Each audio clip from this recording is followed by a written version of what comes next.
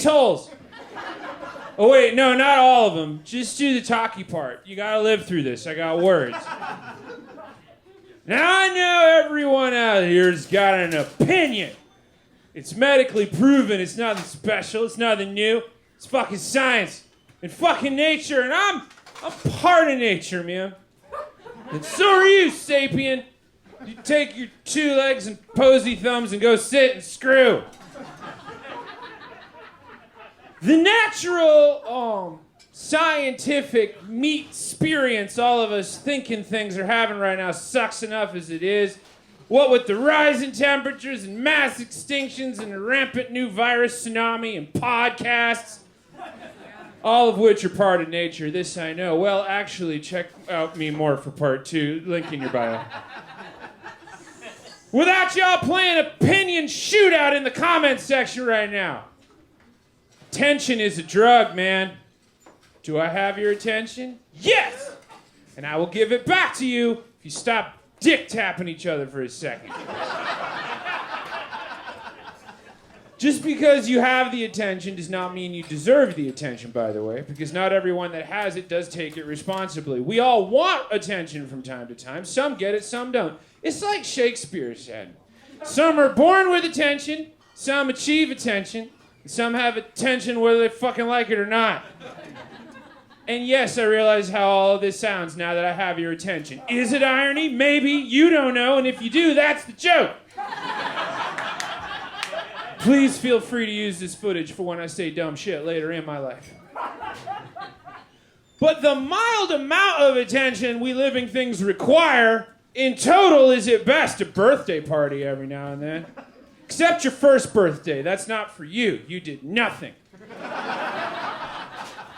So any more is a bonus, and you must be responsible with it, because bonuses are never guaranteed, and you look like a dick or you're not responsible. So when everyone's looking, say what matters. That's not in the Constitution. I know.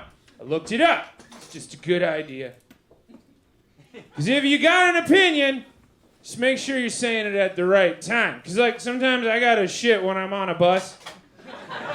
But I don't, okay? Why? Not because it's an infringement on my rights as a free-thinking sentient creature. No. It's just because in that circumstance it would be gross, harmful, and fucking weird. Now I hear you. Some of you would be into that. You can put your hands down. I know. It's not my point. Point is, even though the Constitution says the government can't stop you from saying shit, doesn't mean it's the right thing to do no matter how badly you gotta get it out. It is also not illegal to call people out on their shit. So may I have your attention? I will not have a civil war begin because Neil Young and Joe Rogan are fighting. There are so many other things to be mad about and fight about, other than the fact that Neil Young pulled off of Spotify to protest them having Joe Rogan on their system. There's enough of a middle slice in the Venn diagram pie of people that are this effect to fight it out anyway, and they do. Whenever you can. All the time. Go on TikTok. It's like watching people in Longmire cosplay FaceTime fight with dustier versions of John Cusack and High Fidelity. But since I have your attention, here's what happened. In 2020, Dr. Robert Malone was researching whether Pepsid could help with COVID-19. He got some promising research, but then he went ham on ivermectin and hydrochloroquine. He got debunked by his peers, a.k.a. other doctors. He got pissy about it, and he went on an anti-vax tour falsely claiming that, quote, the Pfizer, BioNTech, and Moderna COVID-19 vaccines could worsen COVID-19 infections, and that the FDA had not granted full approval of the Pfizer vaccine, which they did in August 2021. So naturally, he goes on the Joe Rogan Experience and says, quote, Americans are in a mass formation psychosis in reaction to COVID-19, just like during the rise of the Nazis, end quote. And 270 physicians, scientists, nurses, and students wrote an open letter to Spotify to complain. Neil Young joined the protest, claiming, quote, Spotify has recently become very damaging from its public information and lies about COVID. Most of the listeners listening to the factual and misleading and often false COVID information on Spotify are 24 years old, impressionable, and easy to swing on the wrong side of the truth. And then he asked Spotify to do something about it because they'd already pulled over 20,000 podcast episodes for misinformation on COVID-19, but they won't pull Joe Rogan's, which may or may not, but absolutely fucking does, have to do with the fact that they pay him over $100 million for exclusive rights to his podcast. So, Neil Young and now Joni Mitchell have pulled their music from Spotify. Which is just so Neil Young. He's the loner, man. He's on the board of directors of Farm Aid. He wrote an entire protest song against Starbucks and he pissed off Leonard Skinner. That's his jam. So far, Spotify lost $4 billion in market value. So, of course, people don't take this lightly. On the other side of the CrossFit gym. So it's guns out on the Facebook comment thread because Neil Young is using his platform to combat misinformation to COVID-19 and Joe Rogan can say whatever he wants because free speech. Are you still paying attention? Now, before we continue, it should be noted that I am not a journalist or a scientist. I am a drunk. Joe Rogan is also not a journalist. He is a comedian turned UFC champ turned podcast host. His podcast's like hanging in the man cave at your sister's new boyfriend's house, and she's been dating him for a while, so he's getting cozy with his opinions out there in the rom-com. He's not accredited, is what I'm saying. And he doesn't claim to be. He's well aware. He remembers News Radio. Now I hear you. News Radio was a bitchin' show. Here's the thing, and it's a fact, still fucking is. So when I heard Joe fucking Gorelli got a podcast, I didn't think he was gonna go for hard-hitting journalism or anything. I knew what he was doing. He's a talk show, he's a character, he's a shock jock. The problem is now, he's got a lot of people, 11 million per episode on Spotify, listening and acting out in his name.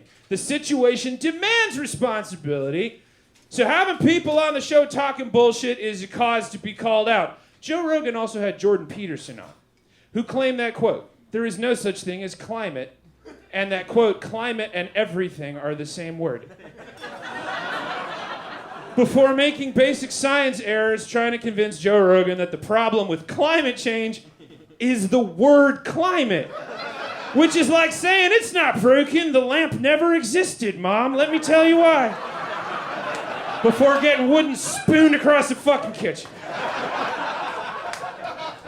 Jordan Peterson's not a climate scientist, he's a clinical psychologist, so you know. And probably actually Daniel Day-Lewis trying to get in the final Oscar, like not of his career, like of all time. Having him spout opinions on climate change is irresponsible, but not because it's constitutional. It's irresponsible because Joe Rogan knows he's got attention, so why are you bringing this guy on to challenge climate change? It's not a political issue. It never should have been. It's a thing that's happening. And before you tell me you did your research, make sure you're asking people who actually know how to do research. Because then you're not just doing research, you're Googling, which is part of research. But unless you're an expert in your field, which Jordan Peterson is not, by the way, you're not peer reviewing and getting your ass knocked out by older people in your field because they've been doing it longer, or young people that are doing it better, or just like a guy named Tim who caught some fucking errors, which is exactly what happened to Dr. Robert Malone. And those reviews found that he was wrong, and then he got butthurt and went on Joe Rogan, which I think might actually be irony, but I don't know. Nobody does. My point is, this is not a free speech issue. The government's not coming for Joe Rogan's podcast because he says wild shit. Neil Young is calling out Spotify for airing those episodes, even though they think they're a little sus. On January 28th, Verge printed a Slack from Spotify's head of global communications and public relations that told employees that, quote, the company has reviewed multiple controversial Joe Rogan Experience episodes and determined that they don't meet the threshold for removal. They have an internal team of some of the best experts in the space, And they also work with third parties who advise us and help us evolve our policies given what's going on in the world around us. And then they listed those guidelines, which you can Google later. Basically what they said was, quote, a podcaster can say that a vaccine can cause death, but not that a vaccine is designed to cause death. And quote, a mask is ineffective, but not that a mask can cause imminent life-threatening harm. So yeah, I think Neil Young called attention to something that deserves to be looked at. And I also think Joe Rogan's gonna be fine. And I don't think this is a warning shot for the brosphere to go to war.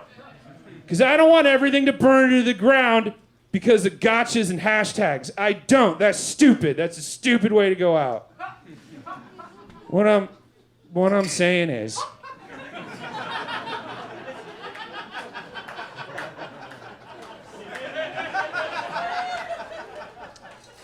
free speech may be protected. And opinions are a dime a dozen, which is cheap. But for attention, you gotta pay. Suspend it wisely. What?